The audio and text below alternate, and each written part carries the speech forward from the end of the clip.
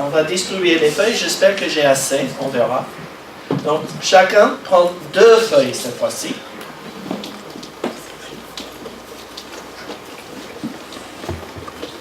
Vous allez écrire sur la première feuille, Dieu est souverain. C'est tout simple. Dieu est souverain. Puis, vous allez mettre cette feuille de côté. Si vous n'avez pas de stylo, j'en ai 2 avec moi. Et je veux les retrouver à la fin du culte. Aussi. Ah bon, c'est le meilleur. Ok, Dieu est souverain, et puis vous allez le mettre de côté pour le moment. Sur la seconde feuille, les feuilles continuent à circuler. Sur la seconde feuille, vous allez mettre votre prénom. Sur cette seconde feuille, vous allez écrire, comme j'ai dit pour ceux qui sont partis avec les enfants, 1 ou 2 sujets de prière. Vous pouvez les faire maintenant. J'espère pas pendant le message, vous ne m'écoutez plus.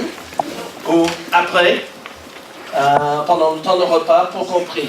1, Dieu est souverain et vous ne marquez plus rien pour le moment, c'est la première feuille. Deuxième, votre prénom et vous pouvez donner 1 ou 2 sujets de prière. Ou vous pouvez, si vous savez déjà, vous pouvez commencer pendant que je m'installe.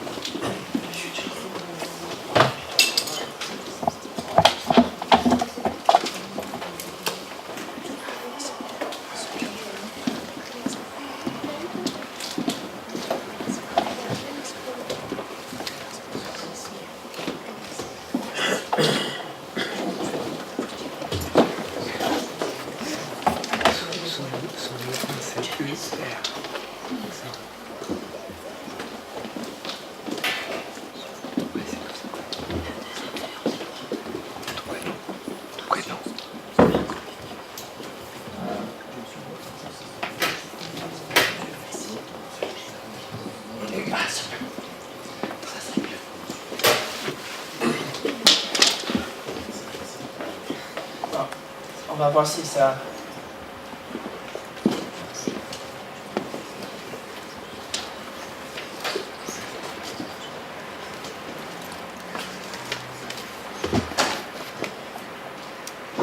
Ce matin, je voudrais vous parler de ce que c'est de prier au nom de Jésus.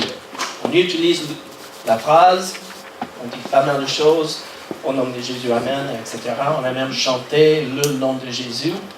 On va aller plus loin dans ce que c'est le nom et comment prier. Ça va pousser la réflexion ce matin. Et vous aurez 3 temps pendant le message où je vais poser une question, je vais mettre sur l'écran et c'est à vous de répondre un peu librement. Dans l'après-midi, pendant le temps de prière, on veut revenir sur ces questions pour creuser encore plus et l'adapter à notre temps de prière. Mais on va commencer avec une histoire racontée dans l'Évangile selon Luc, chapitre 10, qui raconte l'envoi des disciples de Jésus 2 par 2, afin de proclamer la venue du royaume des cieux. Après avoir été formés par leur maître, ils parleront de la relation avec Dieu que Jésus donne à ceux qui croient en lui. Chemin faisant, ils rencontreront les malades et ils les guériront, car le royaume de Dieu s'est approché des hommes. Ils agiront avec amour et compassion.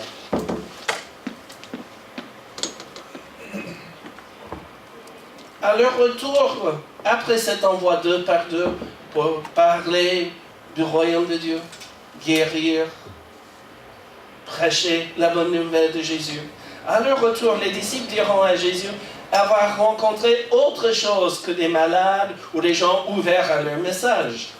Sur le chemin, ils auront été confrontés à des démons, et ces démons leur ont été soumis. Mais qu'avait-il pour être si puissant que même les démons leur ont été soumis? Ils avaient un nom, celui de Jésus. Mais qu'est-ce que c'est alors qu'un nom? Selon le pasteur écossais Andrew Murray, qui a écrit beaucoup de choses sur la prière, c'est le mot ou l'expression qui nous rappelle une personne ou qui la représente. Le fait d'entendre le nom de quelqu'un me rappelle la personne tout entière, ce que je connais de lui, l'impression qu'il m'a faite. Le nom d'un roi contient son honneur, sa puissance, son royaume. Son nom est le symbole de sa puissance.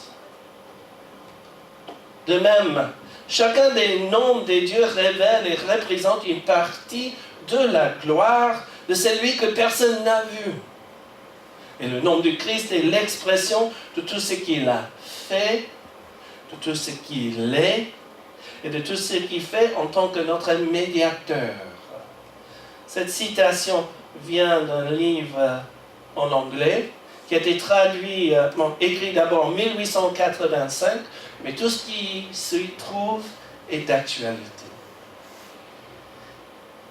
Il a été traduit en français en 1933, qui s'appelle « À l'école de la prière ». Vous pouvez le trouver sur Internet. Il y a d'autres traductions plus récentes, mais parmi toutes celles que j'ai vues, celle de 1933 est le plus fidèle au livre.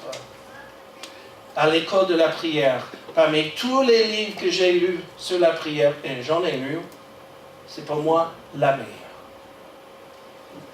Le meilleur, oui. C'est le meilleur livre parce qu'il nous ramène à Jésus. Et ce que Jésus disait et vivait et était avec ses disciples. Et voilà, ça c'est une petite parenthèse, on ouvre, on ferme. Avant d'envoyer ses disciples, Jésus les avait équipés avec une arme puissante, son nom. Ce nom n'est pas une coquille vide ou un titre honorifique. Il contient toute l'autorité et toute la puissance de Dieu. La suite de l'histoire nous donne plus de détails sur la soumission des démons aux disciples. N'étant pas tout puissants, ni sur terre, ni dans les lieux célestes, Satan et les démons sont soumis à la puissance de Jésus et à son autorité. Allez, encore plus loin. Alors, le nom, que signifie-t-il? Aujourd'hui, notre culture occidentale n'accorde pas la même importance au nom d'une personne que celle de Jésus. Quand la Bible parle du nom de quelqu'un, ce nom peut signifier plusieurs choses. J'ai quelques versets sur l'écran et nous allons les lire un à la fois, ou parfois il y a 2 ou 3 à lire, et je vais vous donner un petit travail à faire avec moi. Donc si quelqu'un peut ouvrir sa Bible à Actes chapitre 9, verset 11, quelqu'un d'autre à Actes chapitre 4, verset 36, etc. Comme ça, on va aller plus vite.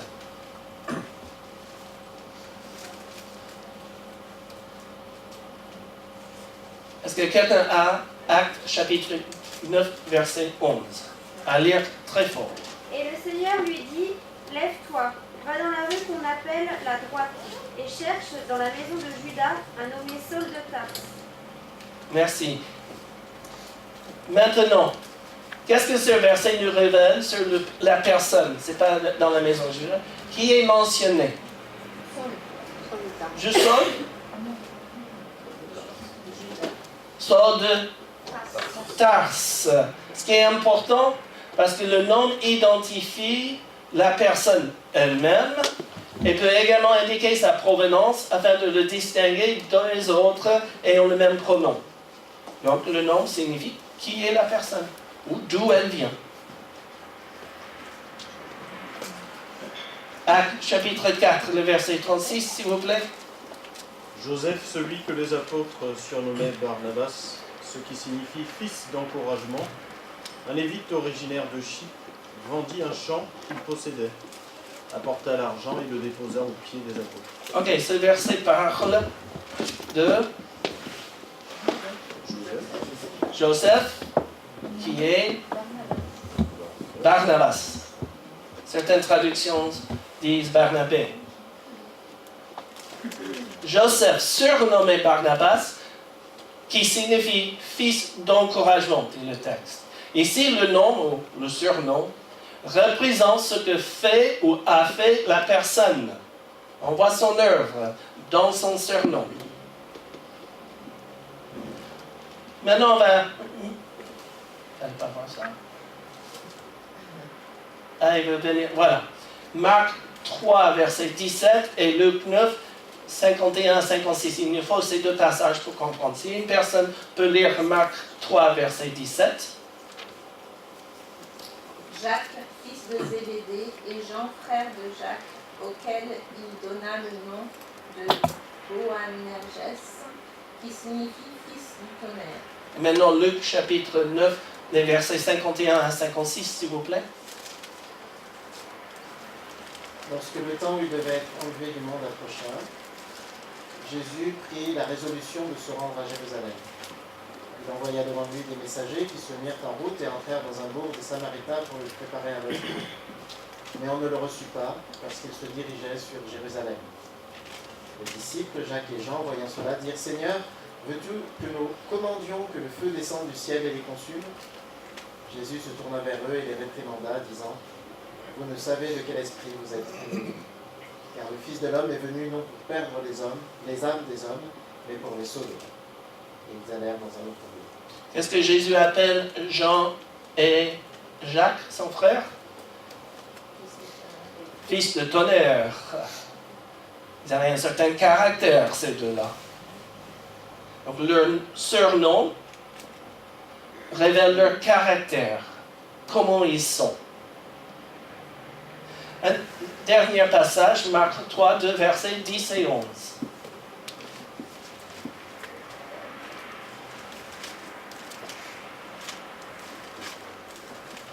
Car, comme il guérissait beaucoup de gens, tous ceux qui avaient des maladies se jetaient sur lui pour le toucher. Les esprits impurs, comme ils le voyaient, se prosternaient devant lui et s'écriaient « Tu es le Fils de Dieu ». Les démons parlent à Jésus, mais l'appellent Fils de Dieu. Ce titre, utilisé par les démons, révèle la nature de Jésus, ainsi que sa relation avec Dieu. Donc voilà tout ce qu'on trouve dans un nom. L'œuvre, le caractère, la nature, la provenance. Tout ça est lié à ce que c'est un nom. Quant au nom de Jésus, écoutez encore Andrew Murray, je le citerai à 2 reprises. Les disciples sont maintenant ses amis à qui il a fait connaître ce que le Père lui avait dit. Ils sont ses messagers qui font partie de son plan et à qui il a confié le travail de son royaume. Il devait aller faire ses œuvres et selon la puissance de sa proche exaltation, en faire de plus grandes. La prière sera maintenant le canal par lequel ils recevront la puissance nécessaire pour ce travail. Avec l'ascension de Christ vers le Père, une nouvelle époque commence pour le travail des disciples et pour leur prière. Puis, dans une autre partie du même livre, cette promesse magnifique, faite par le Seigneur de l'usage gratuit de son nom, en lien avec le Père, est liée à l'accomplissement de ses œuvres. C'est le disciple qui s'engage entièrement à vivre pour l'œuvre et le royaume de Jésus, pour sa volonté et son honneur, à qui la puissance viendra pour approprier la promesse. Prier au nom de Jésus, ce n'est donc pas simplement une formule qui conclut une prière au nom de Jésus. Amen. C'est plus qu'une expression qui permet à tout le monde dans la réunion de prière de savoir qu'on a terminé. Prier en son nom, c'est prier en accord avec tout ce qu'il a fait être, avec tout ce qu'il a fait et tout ce qu'il est pour Dieu. Voici 5 fondements clés de ce que c'est de prier au nom de Jésus. Tout d'abord, c'est prier selon ce qu'est Jésus. Il est le Fils de Dieu, le Roi des rois et le Seigneur des seigneurs. Ce titre, Roi des rois, Seigneur des seigneurs, Roi des rois, je l'ai inversé, pardon, Roi des rois et Seigneur des seigneurs, n'est pas simplement un titre honorifique. C'est la réalité. Jésus règne. Tout être spirituel ou physique, qu'il soit homme ou ange, est soumis à son autorité. Le deuxième fondement, c'est prier en accord avec son œuvre. Par ses œuvres et par son obéissance, il a glorifié Dieu, a ramené les pécheurs à lui, a guéri des malades et a libéré des captifs. Voilà ce que Jésus a fait. Et nous continuons son œuvre en travaillant et en priant avec toute son autorité mise à notre disposition dans la prière. Troisième fondement, c'est mettre Jésus en avant. Jésus a toujours cherché à accomplir la volonté du Père.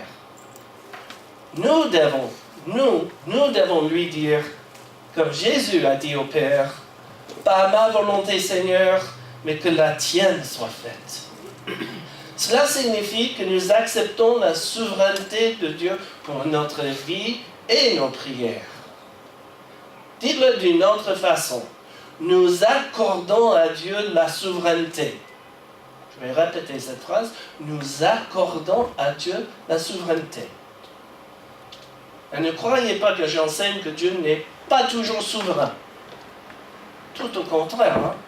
Ce que j'affirme, c'est que nous devons accepter et clairement admettre que Dieu soit souverain. Nous acceptons sa souveraineté sur notre vie et sur notre Église. Nous nous soumettons à sa souveraineté en ce qui concerne les réponses à nos prières. Tout en disant que Dieu est souverain. Selon mon expérience, un certain nombre de chrétiens luttent pour rester en contrôle de leur vie. Cependant, pour prier au nom de Jésus et pour avoir des réponses, la soumission n'est pas une option. Cela signifie que nous le laissons agir en nous et autour de nous comme bon lui semble. Nous lui soumettons avec foi nos prières, mais c'est toujours lui qui décide quelle est la bonne réponse à donner. Maintenant, sortez votre feuille sur laquelle est écrit « Dieu est souverain ». Vous pouvez le faire maintenant si c'est déjà une chose dans votre esprit ou un peu plus tard. Quel est le sujet de prière que vous voulez mettre sur cette feuille-là, sachant que Dieu est souverain? Quel sujet, quel besoin, quelle situation est-ce que vous voudriez donner à Dieu et enlever les mains? Ils ont dit, je ne peux rien faire, je ne peux rien changer, je suis impuissant, mais pas toi. Et vous mettez ce sujet-là sur cette feuille-là. Une fois que vous l'avez fait, vous la pliez, vous le mettez dans votre Bible ou dans votre poche ou dans votre téléphone si vous prenez les notes avec votre téléphone. Ça, c'est pour vous, personnellement, et personne d'autre. C'est entre vous et Dieu.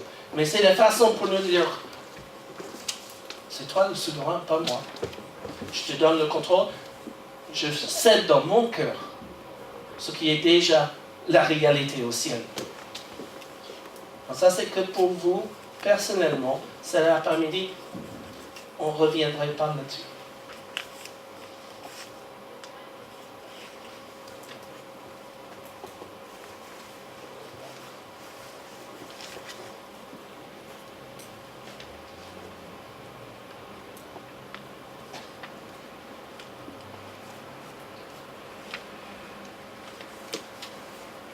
Je vais continuer avec le quatrième fondement, clé fondamentale, c'est chercher à accomplir les buts que Jésus avait pendant sa vie terrestre. Jésus est venu restaurer la relation entre Dieu et les hommes. Il est venu nous apporter la grâce de Dieu. Il a paru afin de détruire les œuvres du diable.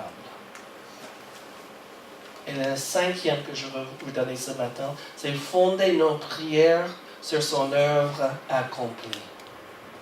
Nous n'agissons pas de notre propre autorité ou en notre nom.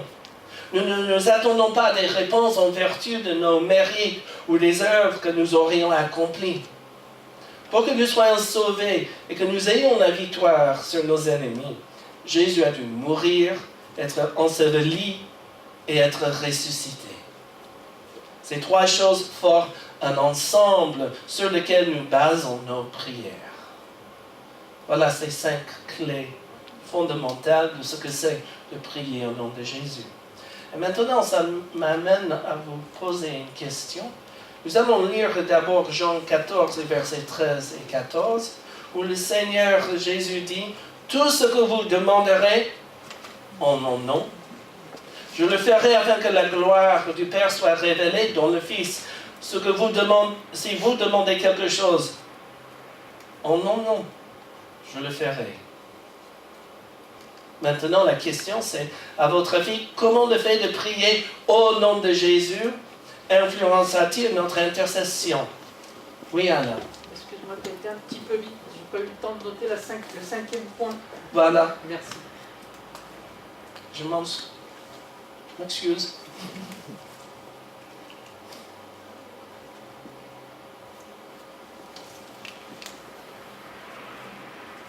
Entre-temps, vous réfléchissez sur la réponse à la question. Comment le fait de prier au nom de Jésus, selon ce que nous venons de voir, influencera notre intercession?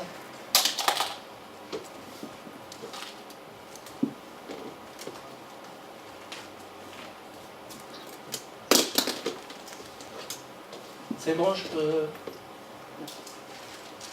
C'est bon. Donc le texte... Je vais trop vite. Le texte est Jean 14, versets 13 et 14. Puis la question, comment le fait de prier au nom de Jésus influencera-t-il notre intercession? À votre avis?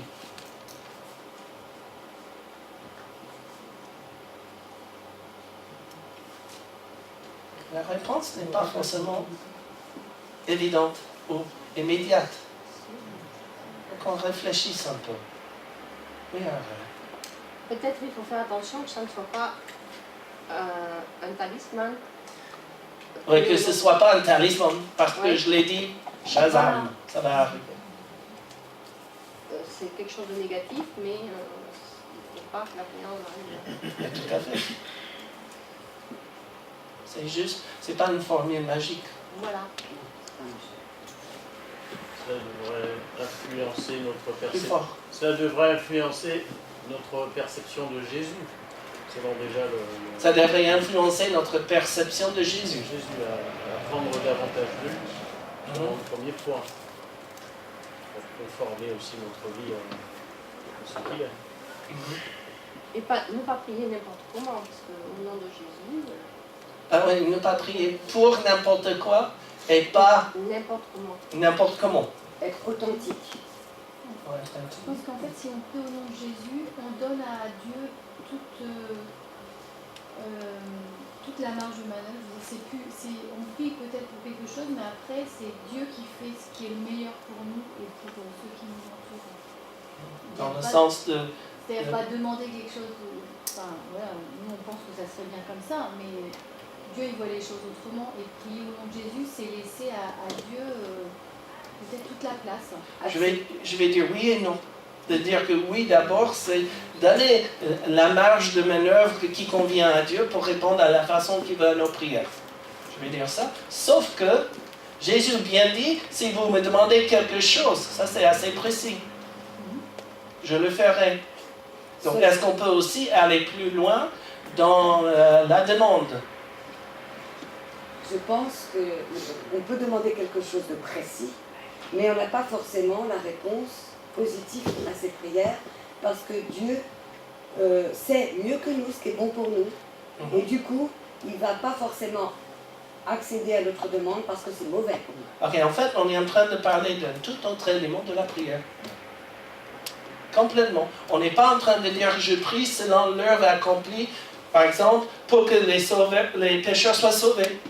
Et donc je peux prier pour un tel qui n'est pas sauvé, sachant grâce à l'heure accomplie de Jésus, des gens vont venir, ce qui n'est pas la même chose. Oui, il y a une marge où on doit accorder à Dieu, mais en même temps, on peut aller plus loin. Oser aller plus loin. Mais la question, c'est de savoir comment ce qui est dans notre cœur va être conforme à la volonté de Dieu. C'est ça que je vous réoriente légèrement vers un point extrêmement important que souvent on rate. On peut demander avec beaucoup de précision. Et c'est là la promesse. Tout ce que vous demanderez en mon nom. Et cette question, c'est comment on fait avec cette promesse et nos désirs et nos regrets. Mais pour revenir à la question, je pense que prier au nom de Jésus, ça augmente notre foi. Prier au nom de Jésus augmente notre foi. Notre foi dans ce qu'on nous demande et notre foi en notre Seigneur, parce que justement, c'est pas n'importe quel nom. C'est le nom au-dessus de tout nom, c'est le roi des rois, le Seigneur des seigneurs. Oui, c'est le nom, c'est lui qui règne, c'est lui qui est tout-puissant, au-dessus de tout autre esprit ou être physique, humain ou autre. Donc ça nous donne plus de foi. Intimité.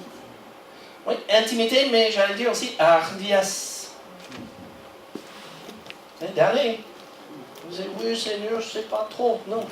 Voilà, j'amène. Parce que tu es le roi. Tu peux changer telle chose. Parce que tu es le Seigneur des Seigneurs. On appuie là-dessus plutôt que de dire oui, on ne sait pas, mais on te le donne. Aller plus loin maintenant. Ma télécommande est rapide ce matin, trop sensible. Qu'est-ce que c'est l'autorité? En se servant du nom de Jésus, les 70 disciples ont exercé l'autorité spirituelle de leur maître. Mais quelle est cette autorité et comment pouvons-nous l'exercer? Tout d'abord, il faut savoir ce qu'est l'autorité. Le mot grec traduit selon les différentes traductions de la Bible par autorité ou pouvoir signifie ce qui est légal, ce qui est permis.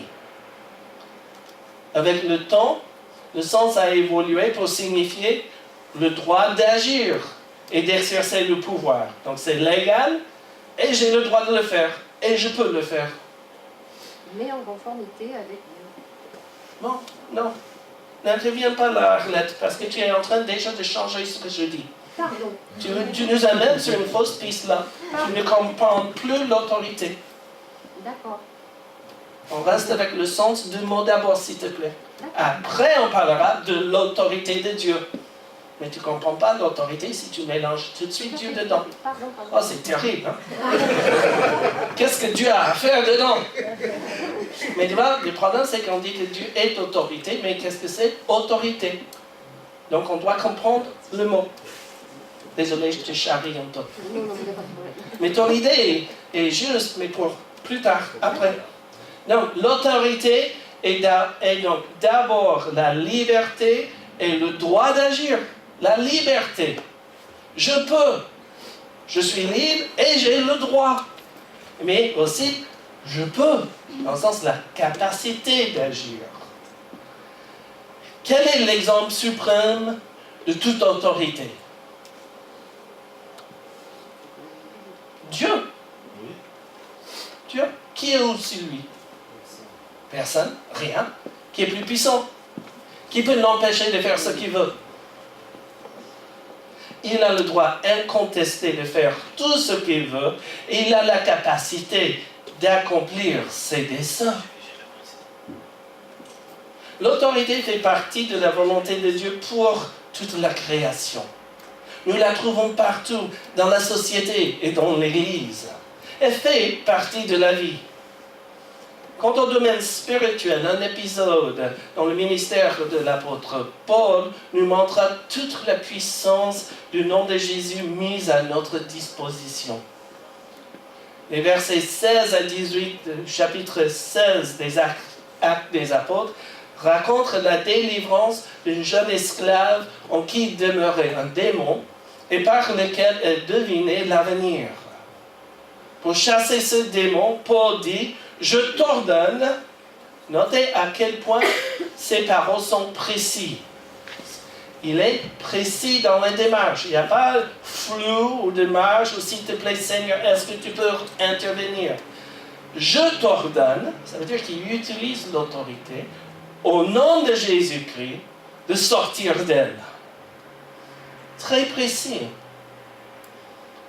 Et le démon est sorti à ce moment même. Le fait d'invoquer le nom de Jésus sur le démon a imposé sur lui toute l'autorité, puissance du Seigneur.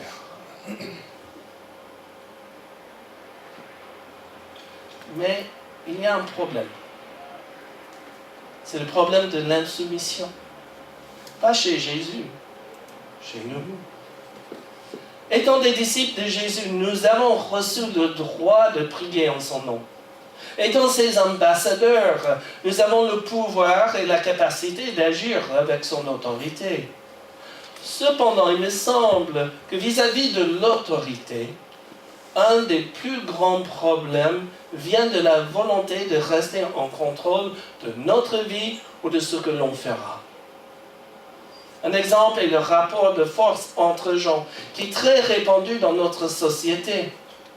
Les uns luttent pour dominer les autres et surtout pour ne pas être dominés. Au fond, il y a une idée maîtresse. Qui es-tu pour me dire ce que je dois faire? Regardons ce qui se passe dans le monde et demandons-nous si ce comportement est conforme à la volonté de Dieu. Chacun veut décider pour lui-même et combien veut décider pour les autres. Personne ne veut être écrasé, donc personne ne respecte l'autorité des autres. Tout doit être remis en question, contesté, argumenté. Est-ce que je brosse là une caricature de la société?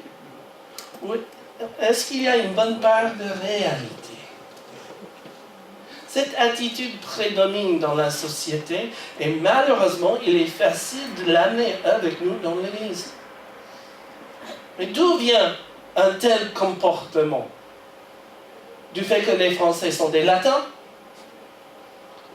Ou du fait que leurs ancêtres, les Gaulois, vous savez, bon, certains sont Français sans que leurs ancêtres soient des Gaulois, mais comme on dit dans le passé à l'école, nos ancêtres, les Gaulois. Donc, le fait que les ancêtres, les Gaulois, ne voulaient pas avoir un grand chef, d'où le nombre élevé de petits chefs d'atelier, ou parce que nous sommes mal gouvernés. Toutes ces explications, les gens les ont données pour expliquer pourquoi les Français, comme d'autres ailleurs, ne se soumettent pas à une autorité. Mais j'ai une autre explication. La volonté de contrôler et d'être le patron qui décide tout vient d'une source presque aussi ancienne que le monde. Quelle est cette source si ancienne? C'est le péché. Honnêtement, ce ne sont pas uniquement les Français qui ont un problème avec le péché et l'insoumission. Tous les hommes, toutes les femmes aussi, tous avons ce problème. Le péché, c'est la rébellion contre Dieu qui se manifeste par la volonté de faire ce qu'on veut. Ou comme l'a dit l'auteur du poème préféré de Nelson Mandela, je suis le maître de mon destin, je suis le capitaine de mon âme.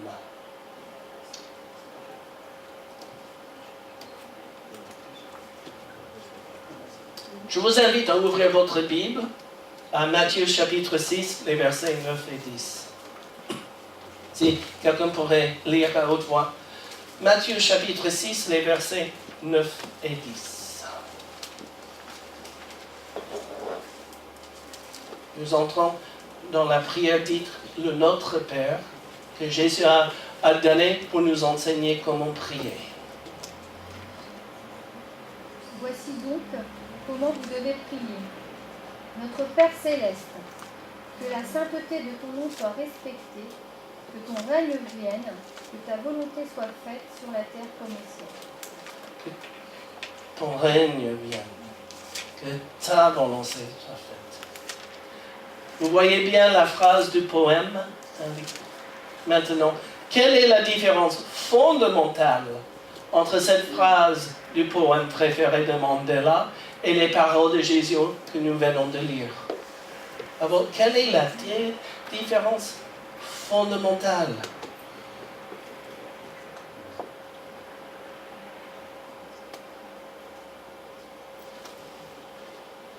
Dieu est maître aussi bien au ciel que sur la terre. Et donc du coup, l'homme sans Dieu n'est rien. Ok, donc Dieu est maître dans les cieux, mais aussi sur la terre. Et l'homme, comme il est dit, je suis le capitaine de mon âme, non. donc non, l'homme n'est pas le capitaine de son âme, finalement. Le capitaine de notre âme, c'est Dieu. Donc c'est Dieu plutôt que l'homme. Voilà. Vous êtes d'accord? Je pense qu'on peut faire un résumé. La différence fondamentale, c'est qui le chef? Voilà.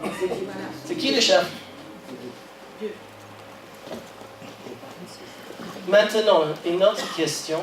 Quel serait l'impact sur les activités et projets d'une Église si tous ses membres priaient régulièrement, Père, non pas ma volonté, mais que ta volonté soit faite?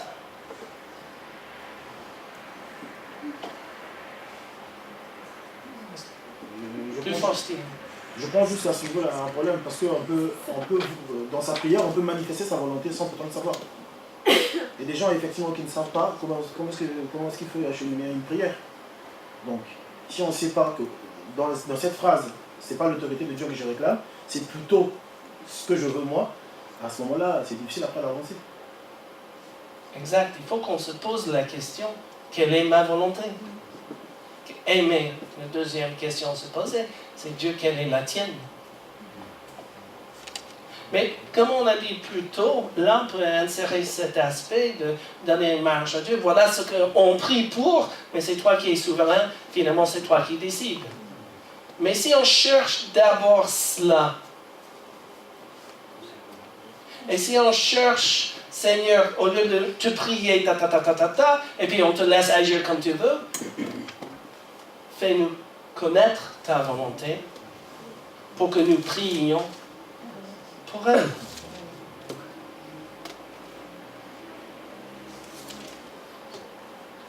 Au cours de déménagement, une amie chrétienne est venue nous voir afin de nous aider à nettoyer la maison. Nous lui avons demandé de nettoyer une des pièces. Pour qu'elle n'enlève pas la peinture de la porte, nous lui avons montré comment nous voulions qu'elle la nettoie. Elle était d'accord, elle s'est mise au travail. Plus tard, elle est venue nous dire qu'il y avait un problème. Elle avait décidé de ne pas suivre les conseils, car elle se croyait libre de faire comme elle voulait.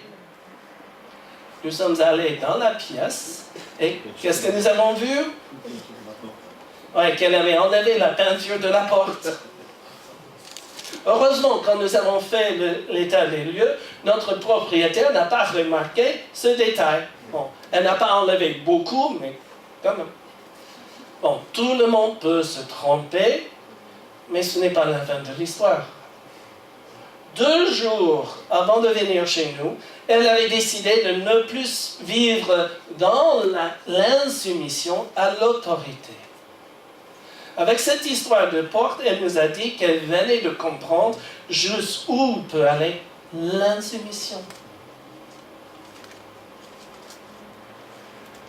Si nous libérions notre cœur de la volonté de toujours rester en contrôle de notre vie ou de nos actions, nous serions beaucoup plus libres d'agir et de prier selon la volonté de Dieu.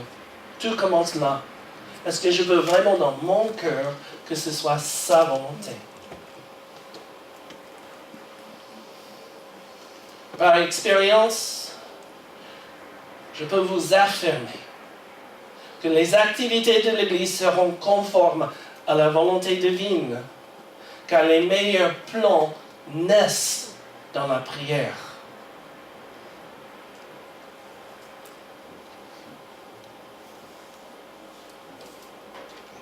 Cela nous amène à chercher maintenant comment connaître sa volonté, ou comment prier en harmonie avec Jésus.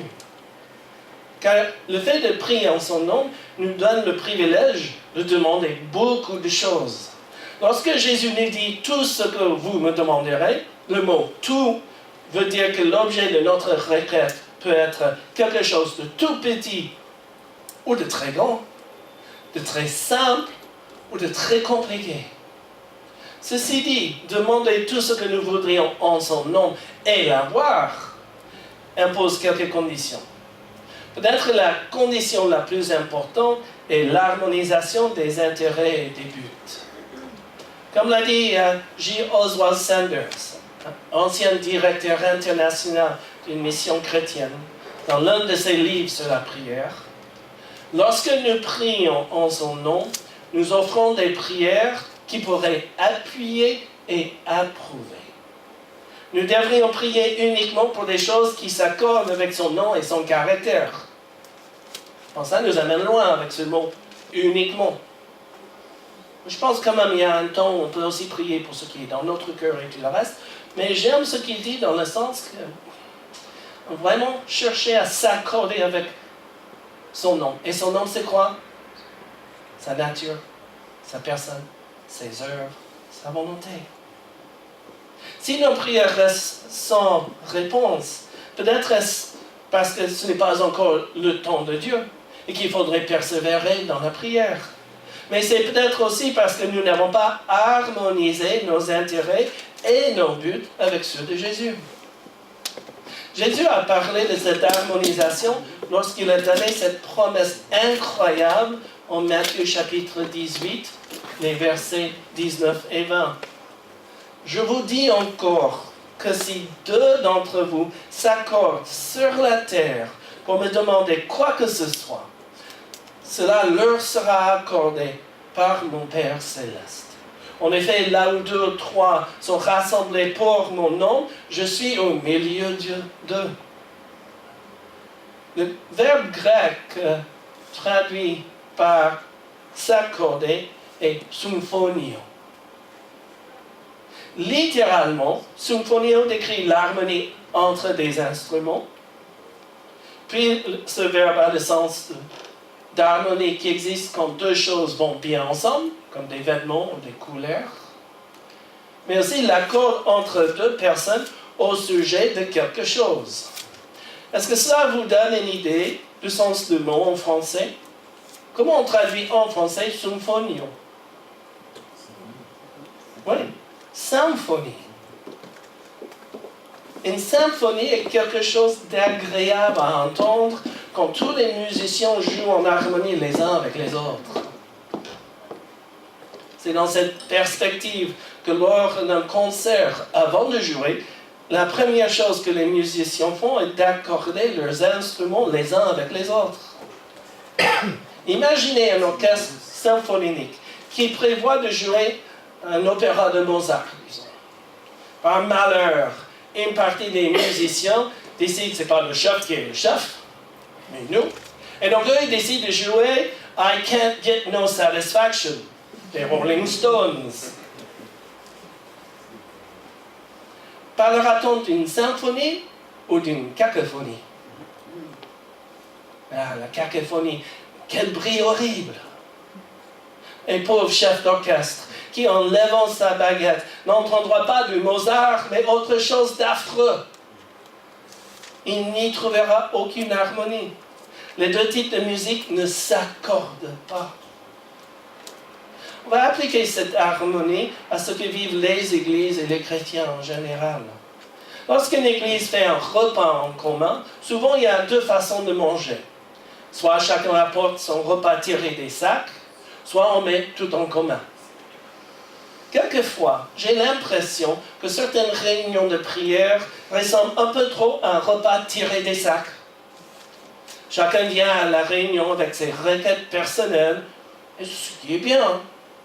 Le premier à ouvrir son sac donne son sujet de prière.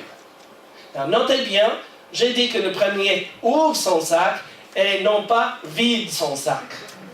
Pas la même chose. Puis le deuxième ouvre son sac et donne un autre sujet qui n'a rien à voir avec le premier. Et il n'y a rien de commun entre les deux. Le fait de prier ensemble ne garantit pas qu'il existe une harmonie entre eux. Ils sont d'accord pour prier. Ils sont d'accord pour prier ensemble. Mais ce n'est pas vraiment ce que le texte de Matthieu 18 nous dit. Jésus nous demande de nous harmoniser dans ce que nous demandons. Les réunions de prière dans l'Église où les uns et les autres apportent leurs besoins et leurs requêtes sont une bonne chose. Je ne dis pas le contraire. On a besoin que chacun puisse donner son sujet. Mais ce que je dis, c'est que pour accomplir cette promesse de Jésus, il faut aller plus loin dans l'harmonisation des prières les uns avec les autres. Et surtout, l'harmonie dans la prière viendra lorsque nos intérêts et buts s'alignent sur ceux de Jésus afin que le Père soit glorifié. Ce qui m'amène à poser deux questions. D'abord, pour que sa prière soit véritablement au nom de Jésus, que devra faire chaque croyant avant de prier?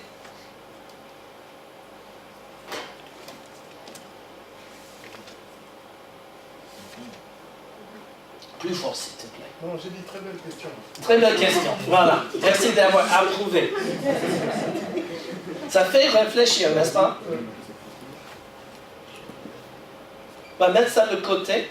On revient là-dessus cet après-midi.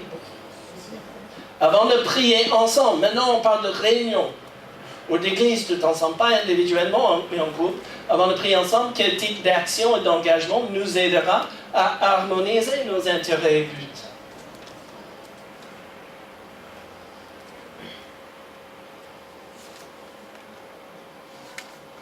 On reviendra cet après-midi.